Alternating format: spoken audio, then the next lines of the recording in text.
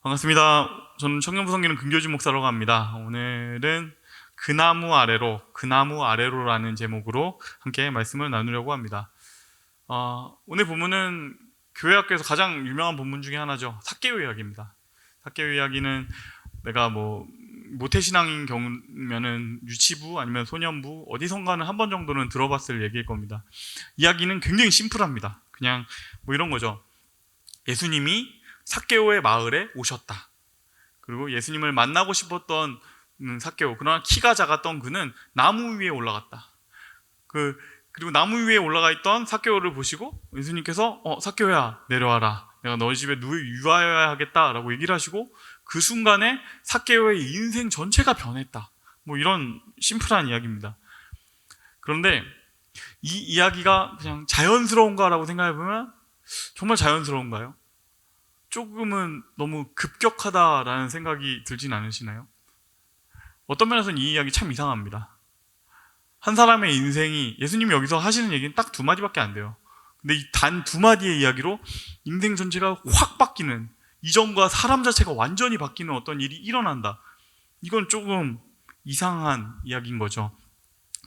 저는 국문학을 전공했는데 이런 이야기를 이런 식의 변화를 가르쳐서 하는 얘기가 있습니다. 그건 뭐냐면 데우스 엑스 마키나라고 말합니다. 데우스 엑스 마키나.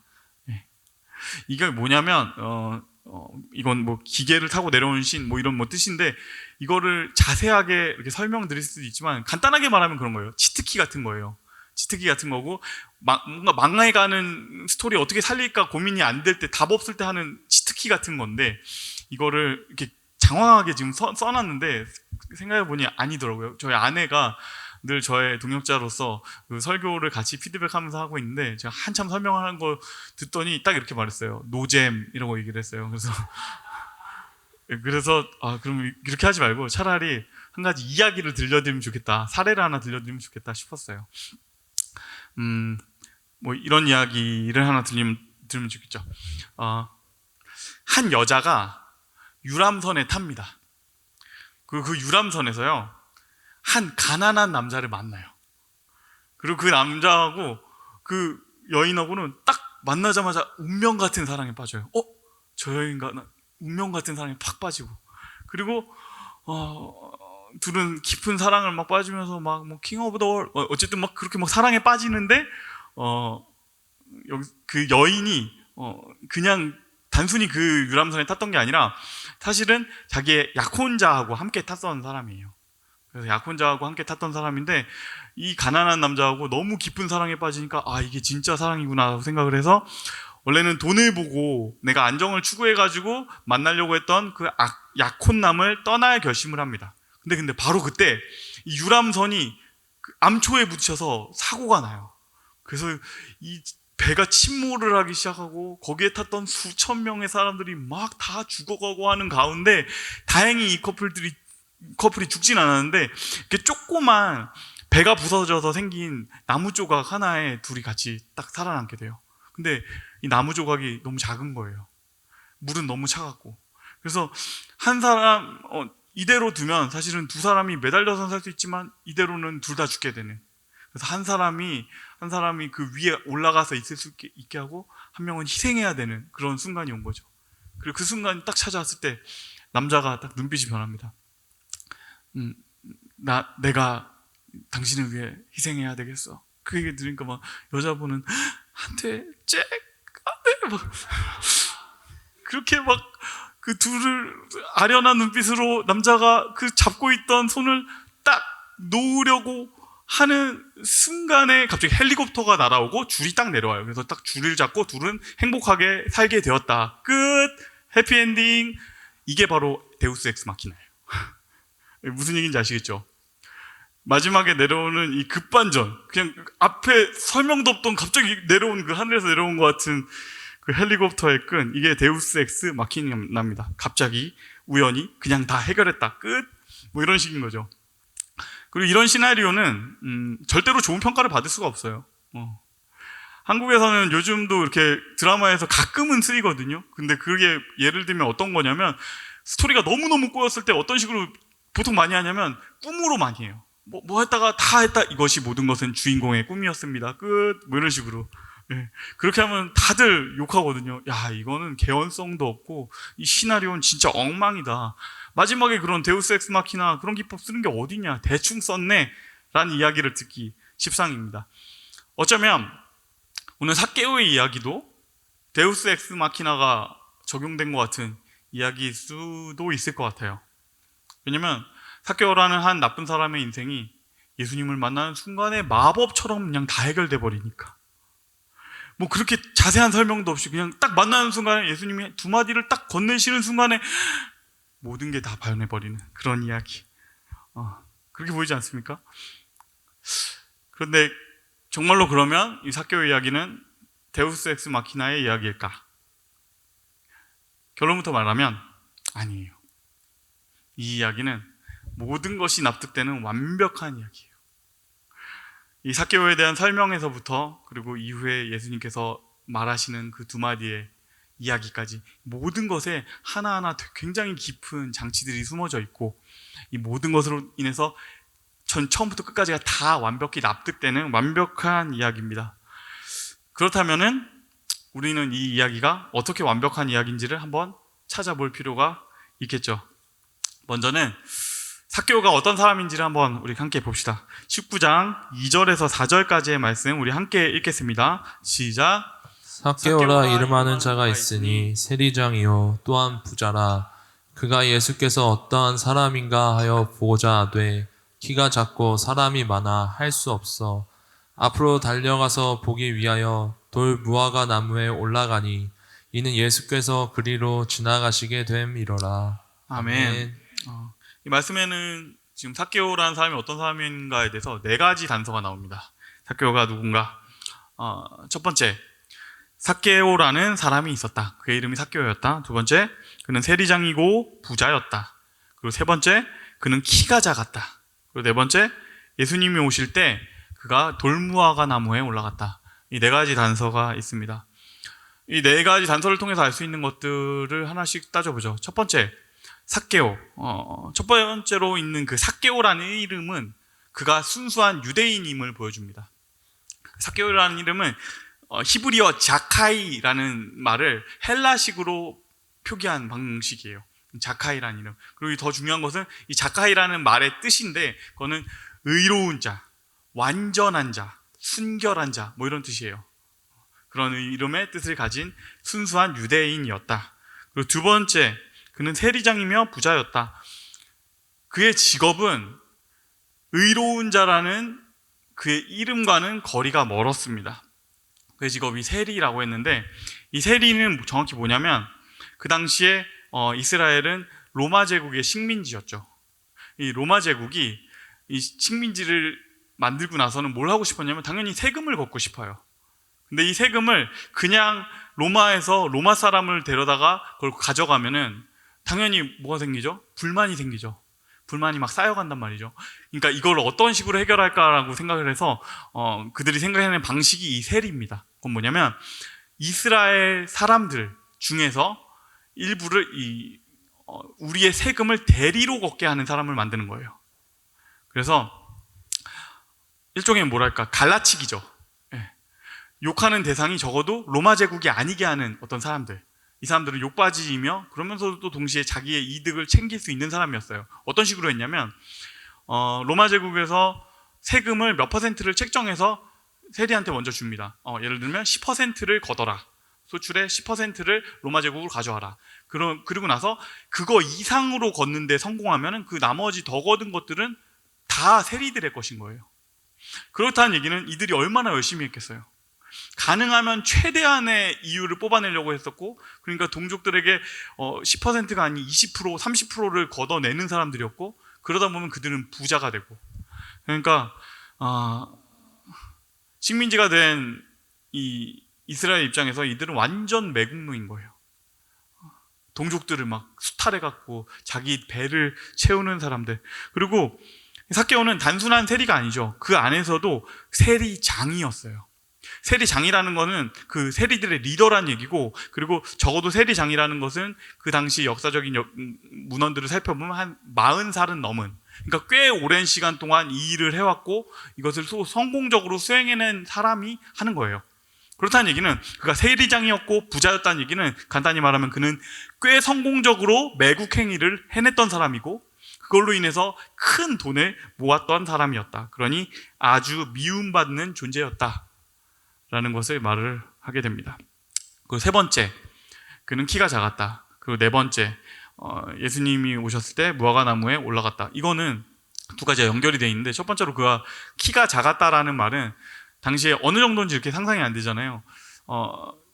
당시에 키가 작았다라는 표현을 그 유대 문화 가운데서 이렇게 미드라시나 이런 것들을 확인해 볼 때 어느 정도 때부터 쓰냐면 150cm가 안 되는 키인 사람 정도부터 쓴다고 해요. 그러니까 그의 키는 생각보다 훨씬 더 작은 사람, 150cm도 안 되는 남자, 뭐 어떤 그런 것이죠. 그리고 그런 그가 예수님께서 오셨을 때, 예수님 슈퍼스타였으니까 수많은 사람들이, 인파들이 몰린 가운데 잘 보이지 않으니까 돌무화과 나무 위에 올라갑니다. 예수님을 보기 위해서 올라갔다. 이 네 가지 단서를 통해서 우리가 알게 되는 그를 한마디로 정의한다면 뭘까요? 삭개오는 모순덩어리였어요. 모순덩어리. 키가 너무너무 작았던 난쟁이 같았던 그는 완전한 자라는 뜻의 이름을 가지고 있었고, 그리고 의로운 자라는 이름을 가진 그는 동족들을 수탈하면서 살았어요. 그리고 나름 성공한 사람들이었고 웬만한 것들은 다 살 수 있는 부도 갖췄지만, 그렇지만 어딜 가서도 떳떳하게 얘기할 수 없는, 자랑스럽지는 못한 성공, 세리장. 그는 진짜 모순 덩어리죠. 남들이 볼 때도 이렇게 모순이 많은 그의 인생, 모순 투성이인 그의 인생이 정말로 평안했을까요?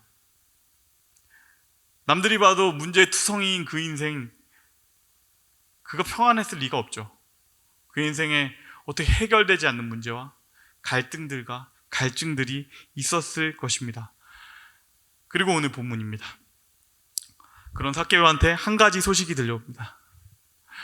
예수님이 우리 마을에 왔다고 하세요. 사람들이 말해요. 예수님은 선지자라고 해요. 그가 사람들이 고치지 못할 병들을 막 찾아와서 고쳐주고, 그리고 사람의 인생에 있어서 해결 안 되는 문제들이 다 있는데 그것에 대해서 답을 주는 놀라운 선지자라고 해요. 그런데 그가 우리 마을에 왔다고? 그 얘기를 들으니까 삭개오가 나무 위에 올라갑니다. 다 큰 성인이, 40도 넘은 사람이 뭐 나무 위에 올라갈 일이 뭐가 있겠어요. 그런데 그가 나무에 올라갑니다. 그리고 멀리서 예수님이 오시는 모습을 보게 됩니다. 예수님이 필요했던 많은 사람들이 신약에 보면 굉장히 많아요. 뭐 맹인이었던 분도 있고, 절름발이인 사람도 있고, 뭐 여러 가지 병을 앓고 있는 사람들, 문제가 있었던 사람들. 공통점은 그들은 예수님을 바라보면 크게 예수님을 외쳤어요. 나사렛 예수여, 나를 좀 보소서. 나사렛 예수여, 내가 여기 있나이다. 예수님, 저 좀 봐주세요 라고 외쳤다는 것이죠. 그런데 삭개오는 그렇지를 못했습니다. 지금까지의 내용들을 볼 때는 삭개오가 굳이 거기까지 올라갔다는 건 예수님을 정말로 만나고 싶었고 그를 보고 싶었다라는 것은 분명해요. 그래서 나무 위에 올라가기까지는 했지만 예수님을 부르지는 못했어요. 예수님을 부르지는 못했다. 왜 그랬을까? 그 단서는 그가 올라간 나무에 있습니다. 그 나무는 돌무화과 나무예요. 이 사진인데요. 지금 밑에 보면 조그만 아이가 이렇게 서 있는 거 보이세요? 생각보다 이게 꽤 큰 나무예요. 근데 이 삭개오가 올랐던 이 나무의 특징이 뭐냐면, 지금 사진을 봐서 또 아시겠지만 잎이 무성하다라는 것이에요. 돌무화과 나무는 그 지역의 그 어떤 나무보다도 잎이 무성한 나무입니다.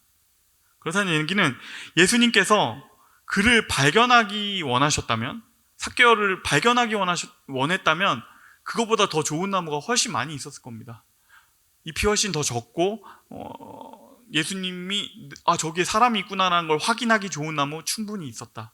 그리고 또 그게 아니더라도 내가 예수님에게 보여지고 싶었다면 돈도 많은 사람이니까 다른 사람들의 어깨 위에 돈을 주고 올라탈 수도 있었겠죠.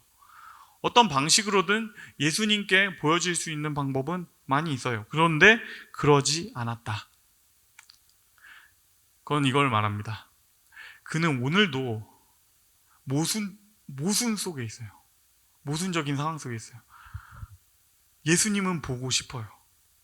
그런데 예수님을 만나고 싶은데 동시에 예수님이 나를 알아보시고 나를 만나게 되는 것이 두려운, 예수님을 보기 원하지만 숨고 싶은, 사람으로부터도 예수님으로부터도 숨겨지기를 원하는 사람, 이러지도 저러지도 못하는 자리에 이 삭개오가 서 있습니다. 이건 부끄러운 것이에요. 그의 삶이 자랑스럽지 않은 것이죠. 어쨌든 예수님이 지나가요. 너무 그분과 얘기하고 싶어요. 내 인생에 답 안 나오는 문제에 대해서 그분하고 얘기하고 싶고, 예수님, 내 인생의 이 갈증을 어떻게 해결하면 좋을까요?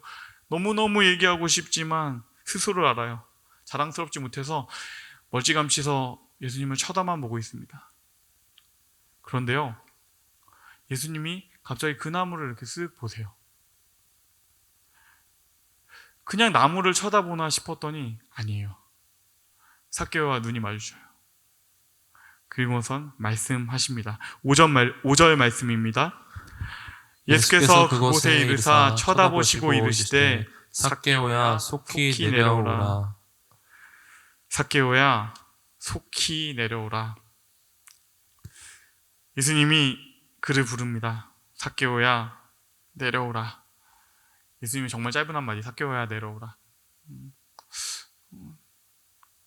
삭개오 이름을 예수님께서 어떻게 아셨을까요? 그건 잘 모르겠어요. 그렇지만 예수님께서 그를 이름으로 부르셨다는 것은 중요합니다. 어쩌면 삭개오는 정말 오랜만에 자기의 이름으로 누군가가 자기를 부르는 것을 보았을지도 모르겠어요. 사람들이 뒤에서 하듯이 저 망할 난쟁이라고 부르는 것도 아니고, 저 매국노라고 뒤에서 말하는 그 욕도 아니고, 그게 아니면 그의 직함으로 부르는 것도 아니라 예수님께서 그냥 그를 이름으로 부르세요. 삭개오야. 그리고 얘기하시죠. 그 나무에서 내려오라. 그 나무에서 내려오라. 삭개오가 올랐던 이 돌무화과 나무, 이 나무는 마치 그의 인생을 상징하는 나무 같습니다. 이 돌무화과 나무라는 나무는 어떤 면에서는 참 별 볼 일 없는 나무예요. 잎은 엄청나게 무성하지만 열매는 신통치가 않아요. 가축들한테 먹이로 주지 사람들에겐 거의 먹이지 않는 허접한 열매, 돌무화과. 그리고 어느 이상으로 크지 못하는 나무, 돌무화과 나무. 그곳에 지금 삭개오가 올라가 있습니다. 거기 올라가 있는 그의 모습은 정말 그의 인생 같아요. 남들보다 한참 작았기에, 너무너무 작았기에 어쩌면 그의 어린 시절엔 참 열등감이 있었을지도 모르겠어요. 모든 사람들이 그를 내려다보는 키를 가지고 있었어요. 그를 무시하는 사람도 있었고 그를 함부로 대하는 사람도 있었겠죠. 그래서 그는 나무 위에 올라갔어요. 사람들이 나를 그렇게 내리깔아 보느니 차라리 나를 우러러보게 만들겠다. 사람들이 나를 사랑하지 않는다면 차라리 날 두려워하도록 하겠다. 차라리 나를 무서워하게 만드는 그 이름, 삭개오. 세리장이 되겠다. 그런데 예수님이 그를 부르시는 것입니다. 그 나무에서 내려와라. 이 장면을 정말 잘 표현한 노래가 하나 있습니다. 이것은 한웅재 목사님의 그 나무 아래로라는 노래인데요. 이제 고민을 하다가 저는 지금 설교에서 가장 어려운 부분이 이 부분이에요. 노래를 한번 제가 들려드릴게요. 네, 여러분 노래는 신경 쓰지 마시고 가사에 집중해서 들어주세요. 넌 내려오라 그 나무 아래로 인생의 마음 너를 지으시니 앞으로 오래 외로웠던 너의 지난 삶에서 나와 넌 내려오라 내게로 오라. 예수님께서 그 한마디로 말씀하시는 바가 있습니다. 삭개오야, 내가 너를 안다. 그 나무에서 내려와라. 내가 너를 보고 있고 나의 관심이 너에게 있다. 그 모순된 인생에서 이제는 그만 내려와라. 예수님께서 그를 보시는 그 눈빛, 삭개오는 어떤 느낌이었을까요? 경멸의 눈빛도 아니고 혐오의 눈빛도 아닌, 삭개오를 그냥 이름으로 불러주시고 그 자신을 그냥 그로만 바라봐 주시는 그 눈빛, 그는 어떤 느낌이었을까? 아무도 그의 진짜 모습을 알고 싶지도 않고 알기도 원하지 않는 그의 모습을 예수님께서 바라보시고 말씀하세요. 넌 내려와라. 그리고 이어서 말씀하십니다. 5절 말씀입니다. 예수께서 그곳에 이르사 쳐다보시고 이르시되 삭개오야 속히 내려오라. 내가 오늘 내 집에 유하여야 하겠다. 내가 오늘 내 집에 유하여야 하겠다. 오늘 나는 너의 집으로 가겠다. 너와 함께 머물러야 하겠다. 이것이 삭개오의 인생을 바꾼 두 번째 이야기입니다. 내가 너의 집에 들어가야 하겠다. 먼저 그걸 아셔야 돼요. 이 행동은 예수님 입장에서 전혀 불필요한 행동입니다. 예수님 입장에서 너무너무 손해보는 일이에요. 불필요하고 하실 필요도 없는 일. 이 행동을 하시자마자 내가 그의 집에 머무르겠다라고 얘기하시자마자 사람들이 막 수근수근하기 시작합니다. 7절 말씀입니다. 무사람이 보고 수근거려 이르되 저가 죄인의 집에 유하러 들어갔도다 하더라. 저가 죄인의 집에 들어갔다. 매국노의 집에 갔다. 이걸 보고 사람들이 뭐라고 수근거렸겠습니까? 아, 결국에 돈 때문이었구나. 아니면 저 사람 로마 당국하고 연결되고 싶은 거 아닐까? 사람들이 수근수근합니다. 그리고 이 순간에 삭개오도 분명히 알았을 것입니다. 지금 예수님께서 나를 위해서 손해보는 일을 하고 계신다. 전혀 불필요한 일을 예수님께서 하고 계신다. 삭개오는 부자였기 때문에 큰 집이 있었지만 그의 집에는 진짜 친구는 아무도 찾아오지 않았어요. 그의 집에 찾아오는 사람들은 전부 다 하나같이 그의 효용성을 보고 찾아옵니다. 그의 집에 찾아왔던 사람들 어떤 사람이었을까요? 급히 돈이 필요했던 사람들? 아니면 채무를 조금 탕감받을 방법을 찾을 사람들? 아니면 나도 로마 당국하고 연결돼서 세리 업무를 좀 하고 싶은 사람들? 어떤 사람도 삭개오가 필요해서 오지 그 사람 자체를 만나고 싶어서 찾아오는 사람은 없어요. 그런데 그 집에 예수님이 오시는 것이죠.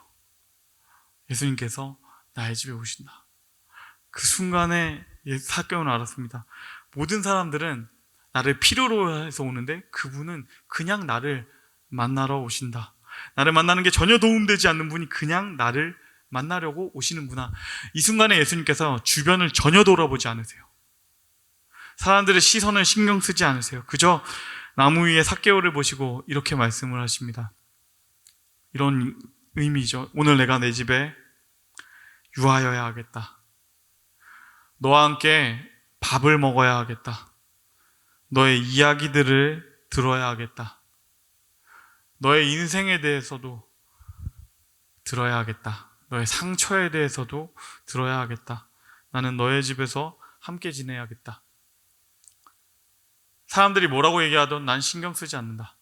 사람들이 무슨 시선으로 바라보든 실망하든 바보 같은 짓이라고 비난하건 신경 쓰지 않는다. 나는 오늘 너의 집에 유하여야 하겠다. 이 순간은 예수님께서 단순히 누군가의 집에서 자는 것이 아닙니다. 예수님이 삭개오의 인생 안으로 들어오시는 것입니다. 삭개오와 얽히는 것 자체가 스캔들이 될 수 있는 그분이 굳이 그의 집에서 지내겠다라는 것, 이 말씀은 이런 의미예요. 이제 너의 좋지 않은 평판, 너의 죄의 문제, 너의 복잡한 인생, 그 문제는 이제 나의 문제다. 나는 너의 집에 유하여야 하겠다. 여러분, 그래서 모든 사람들에게는 예수님이 꼭 필요합니다. 너의 문제는 오늘부터 나의 문제다. 나는 꼭 너를 만나야만 하겠다. 너의 이야기를 듣고 너에게 아무에게도 들려주지 않는 그 내밀한 이야기들 나는 꼭 들어야만 하겠다. 그분은 우리가 성취한 어떤 것에 관심 있는 분 아닌 그냥 우리 자체에 관심 있는 유일한 분이세요. 흔들리지 않는 관심, 변하지 않는 사랑, 예수님. 예수님과 가장 비슷한 땅에 있는 무엇이 있다면 그것은 아마 부모님이실 것입니다. 우리가 뭔가 해낸 거에 관심이 아니라 우리 자체에 관심 있는 한 분. 그런데 그 부모님 역시도 그 부모님 인생에 문제들이 있어요. 그리고 때로는 그 문제가 커질 때는 우리들을 1순위가 아니게 되는 순간들이 옵니다. 그런데 예수님은 아니에요. 너의 문제가 곧 나의 문제인 한 분. 너에게 유일하게 흔들리지 않는, 변하지 않는 그 사랑과 관심을 주시는, 당신을 찾아오시는 예수님. 그래서 성경은 이분을 가리켜 이렇게 말합니다. 인간의 흔들리지 않는 기반, 반석이라고 말합니다. 오늘 본문에서 봤지만 삭개오에게 찾아오신 예수님과 우리에게 찾아오신 분은 동일한 분이세요. 포인트는 그것입니다. 예수님한테 사실은 우리는 필요치 않아요. 우리가 하나 오해할 수 있는 것은 마치 예수님의 어떤 비어있는 한 부분을 우리가 채워드리는 것처럼 생각할 수도 있어요. 우리의 사랑으로 그분의 비어있는 어떤 부분을 채워드리는 것 마냥 그렇지 않아요. 예수님은 그 자체로 완벽한 분이세요. 우리가 그분을 채워드릴 어떤 공간이 없는 완전한 그분, 우리가 굳이 필요하지 않은 그 한 분. 근데 그분이 나의 집에 찾아오신다. 그리고 그분이 찾아오시고 그분을 만날 때 우리 인생의 진짜 변화 그리고 진짜 안정이 시작이 됩니다. 그 반석을 만난 삭개오가 예수님께 이렇게 대답합니다.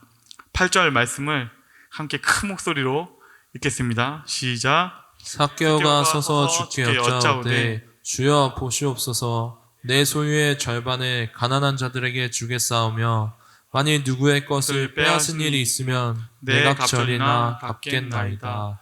아멘. 삭개오의 인생에 지금까지 꽤 성공적인 인생 살아왔고 나름의 얻을 거 얻었던 그 40살도 넘은 인생이 어쩌면 이제 픽스돼 버린 그 한 사람의 인생이 균열이 나는 걸 넘어서 완전히 뒤집히기 시작했어요. 그의 인생이 완전히 변화되기 시작하는 순간을 우리가 지금 봅니다. 삭개오의 이 대답은 뭘 의미합니까? 예수님, 나의 문제가 당신의 문제가 된 이상, 예수님, 당신께서 나의 집에 찾아오신 이상, 이제 나는 내 인생은 이전 같을 수 없습니다. 내가 이전까지 살아왔던 그동안에 벌어왔던 그 돈 중에 나의 모든 재산 중에 절반을 가난한 자들 위해서 쓰겠습니다. 그리고 나머지 절반 역시 내가 지금까지 지었던 죄를 복구하는 데 쓰겠습니다. 예수님, 내 인생은 이제 변할 것입니다. 그의 인생이 완전히 변하는 순간이에요. 그리고 이 말씀을 들은 예수께서 말씀하십니다. 9절과 10절 말씀입니다. 함께 읽겠습니다. 예수께서 이르시되 오늘 구원이 이 집에 이르렀으니 이 사람도 아브라함의 자손이미로다. 인자가 온 것은 잃어버린 자를 찾아 구원하려 함이니라. 아멘. 예수께서 말씀하십니다. 오늘 구원이 이 집에 이르렀다. 오늘 구원이 이 집에 이르렀다. 우리는 삭개오의 놀라운 변화, 그의 인생이 변화되고 구원받는 순간을 목격합니다. 우리 함께 여기에서 집중하면서 봤으면 좋겠는 것은 구원은 어떤 방식으로 오는가라는 것이에요. 구원은 어떤 방식으로 오는가? 우리 다음의 문장을 우리 다 함께 읽어봤으면 좋겠는데요. 읽겠습니다. 시작. 삭개오의 구원은 그의 키가 커지는 것이 아니라 예수님이 그의 집에 유하시는 것이었다. 예수님이 그의 집에 오셨을 때 구원이 시작됩니다. 진짜 변화가 시작이 됩니다. 세상 사람들이 하는 방식으로 그에게 구원이 임하는 거였다면 어떤 식이 되었을까요? 삭개오의 문제, 그에게 진짜 변화를 가져오게 하려면 어떻게 했을까? 만약에 정신과 의사가 삭개오를 만났다면 아마 그를 이렇게 진단했을 거예요. 그의 열등감에서 기인한 보상 심리적인 행동을 지적할 것입니다. 그리고 그의 열등감을 만들었던 최초의 지점, 그의 작은 키, 그 지점에서 온 상처들에 대한 심리 치료를 시작하려고 할 것입니다. 혹은 또 세상의 방식으로 우리의 문제들을 해결하기 위한 여러 가지 방법들을 찾겠죠. 자기계발서에 있는 여러 가지들. 그런 방식으로 우리에게 진짜 구원이 올 수 있다면 아마 구원은 자기계발서 서적 안에 있을 것입니다. 그런데요, 그렇지 못한 것 같아요. 사회적으로나 도덕적인 문제를 떠나서 삭개오는 꽤 성공한 사람이었어요. 그가 살 수 있는 능력 이상으로 성공한 사람이었고, 그가 얻은 돈과 지위로 그의 자존감의 문제하고 그의 어떤 인생의 갈증들이 해결될 수 있었을 사람이죠. 그런데 그렇게 되지 못했습니다. 사람들은 각자가 나름의 방식으로 자기의 문제를 해결하고 내 인생에 해결되지 않는 이 갈증, 내 인생의 구원을 갈구합니다. 각자가 각자의 삶의 지점마다 나무로 올라갑니다. 고3인 친구들은 수능이란 나무를 열심히 기어 올라갑니다. 그 나무의 끝에 정말 열심히 잘 올라가고 나면 그곳에 내 인생의 문제를 전부 해결한 뭔가가 있지 않을까? 우리 이 얘기는 집회 때 했던 얘기죠. 그 나무 끝에 올라가서 그 수능을 다 본 끝에 우리가 되는 것이 무엇입니까? 우린 대학생이 되는 것이죠. 그리고 그 다음에 가서 취직이라는 것을 열심히, 결혼이라는 것을 열심히, 나의 사랑이라는 것을 열심히 갈구해서 뭔가를 얻어냈을 때 뭔가 대단한 것을 얻을 것 같지만, 결혼을 해서 우리가 되는 것은 무엇입니까? 아줌마가 되고요, 아저씨가 돼요. 그리고 취직이라는 것을 정말로 해냈을 때, 그 꿈이 이루어졌을 때 우리 안에서 생기는 또 다른 하나의 꿈이 무엇입니까? 이 직장을 때려치는 꿈을 꾸기 시작합니다. 내 인생에 무언가를 해결하는 것이 과연 어디에 있는가? 진짜 내 인생의 근본적인 갈증을 해결하는 것에 대해서 오늘 성경은 단언합니다. 구원은 예수님께 있다. 구원은 예수님께 있다. 이 뻔해 보이는 한마디가 너무 잘하는 것 같은 이 이야기가 어떤 식으로 작동하는지를 오늘 우리는 삭개오를 통해서 봅니다. 예수님과 함께하는 저녁 식사, 식탁의 교제, 그냥 일상 가운데에서 예수님과 함께 나누는 이야기들, 그리고 예수님과 앉은 자리에서 웃는 그 웃음들, 그 작은 기쁨들, 삭개오의 문제하고 전혀 상관없어 보이는 그 지점에서 구원이 시작이 됩니다.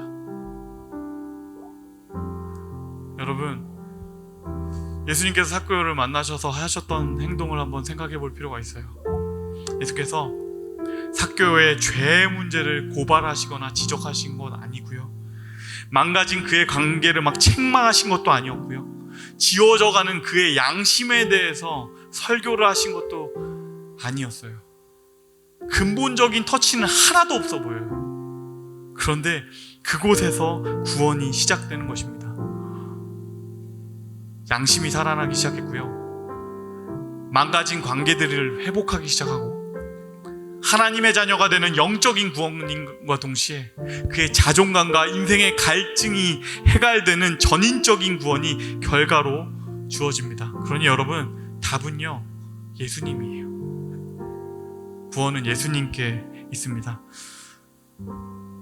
그 예수님을 만난 삭개오, 그는 진짜 이제 삭개오가 되어서 오늘 우리 앞에 서 있습니다. 온전한 자, 의로운 자, 순결한 자가 되어 서 있는 삭개오. 계시록 3장 20절은 이렇게 말합니다. 볼지어다 내가 문 밖에 서서 두드리노니 누구든지 내 음성을 듣고 문을 열면 내가 그에게로 들어가 그와 더불어 먹고 그는 나와 더불어 먹으리라. 아멘. 오늘 본문이 우리에게 물어오는 것이 있습니다.